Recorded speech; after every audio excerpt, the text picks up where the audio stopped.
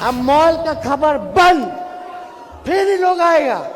ये लोग चुप बैठने वाला नहीं है। कोनो शर्म है? ये भाजपाइयों को शर्म है? कोई शर्म नहीं है, कोई शर्म नहीं बचा। ये लोग आएंगे फिर बोलेंगे कि फिर छापा मारो, छापा मारो। कि आपके घर पे क्या कहेंगे इसको लेकर? कुछ नहीं कहेंगे। हाँ चलिए हमको एजेंसी से क्या लेना था?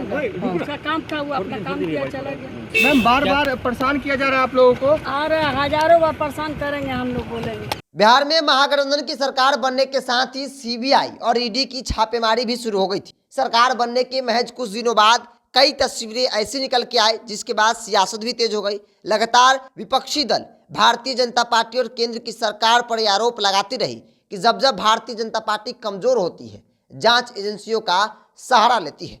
दरअसल आपको बता दें कि महागठबंधन की सरकार बनने के साथ आरजेडी समेत जेडीयू के कई नेताओं के कई ठिकानों पर अब तक सीबीआई और ईडी का छापे पड़ चुके हैं। कल बिहार के पूर्व मुख्यमंत्री राबड़ी देवी के आवास पर घंटों सीबीआई की टीम बैठी रही, राबड़ी देवी से पूछताछ करती रही। रेलवे में नौकरी के बदले जमीन लेने के मामले में लगातार घंटों जो है राबड़ी देवी से पूछताछ हुई है। आपको बता दें कि नेताओं की तरफ से बयानबाजी भी होती रही। तेजस्वी यादव ने पहले ही कह दिया था जिस दिन बिहार में महागठबंधन की सरकार बनी थी उसी दिन कि अब देखिएगा सीबीआई और ईडी कैसे बिहार में डेरा डालती है। चूंकि उन्होंने इस बात को मजबूती से कहा था कि हम लोग अब एक साथ आ गए हैं, तो हम लोगों को तोड़ने के लिए, यानी कि नीतीश कुमार और आरजेडी को अलग करने के लिए भारतीय जनता पार्टी हर संभव प्रयास करेगी। उसकी कई तस्वीरें देखने को भी मिली। आरजेडी के नेताओं के कई ठिकानों पर छापेमारी हुई। नीतीश कुमार ने इसको लेकर का सीधे सीधे कहा था कि ये उनका प्रोपेगेंडा है। वो जब जब उन्हें लगता है कि वो कमज़ोर हो रहे हैं तब तब जांच एजेंसियों का दुरुपयोग किया जा रहा था। जेडीयू की तरफ से भी कड़ा विरोध जो है वो जताया गया। और ये परिस्थिति सिर्फ बिहार में नहीं है, देश भर के विपक्षी नेताओं के साथ ये समस्या देखने को मिल रही है। आपको याद होगा कि 2 दिन पहले तेजस्वी यादव समेत दिल्ली के मुख्यमंत्री अरविंद केजरीवाल समेत देश के 9 मुख्य विपक्षी नेता जो हैं वो प्रधानमंत्री मोदी को पत्र लिखे जिसमें कहा कि देश में अघोषित आपातकाल जो है वो आ चुका है।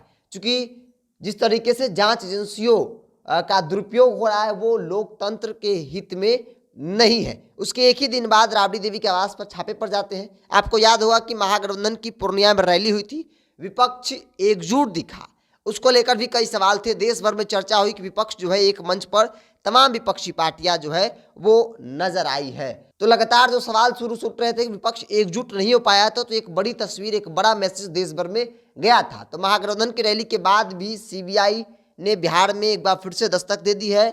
और सिर्फ आरजेडी ही नहीं बल्कि बाकी नेताओं के घर पे भी सीबीआई के छापे पड़ सकते हैं, जो शंका जताई जा रही है। राजनीतिक तौर पे बयानबाजी तेज है। तेजस्वी यादव ने उस मंच से भी कहा था, पूर्णिया के मंच से, कि जब जब भारतीय जनता पार्टी को ऐसा लगता है कि विपक्ष एकजुट हो रहा है या फिर विपक्ष को तोड़ने की मंशा होती है, तब तब ये जांच एजेंसियों का सहारा लेते हैं। और देखिएगा एक बार फिर से सीबीआई जो है बिहार में दस्तक देने वाली है, लेकिन हम लोग डरने वाले नहीं हैं। और देखिए तेजस्वी यादव के उस बयान के बाद तुरंत जो है कुछ दिनों के अंदर ही सीबीआई ने एक बार फिर से राबड़ी आवास दस्तक दी है और घंटों राबड़ी देवी से पूछताछ किया गया है। इसको लेकर सियासत तेज हो गई है। अरविंद केजरीवाल ने भी तीखा प्रहार किया और कहा कि जिस तरीके से सीबीआई और जांच एजेंसियां पूछताछ छापेमारी कर रही है वो बिल्कुल भी गलत है। गलत उपयोग जो है सरकारी संस्थाओं का भारतीय जनता पार्टी विपक्षी पार्टियों पर और उनको कमज़ोर करने के लिए कर रही है।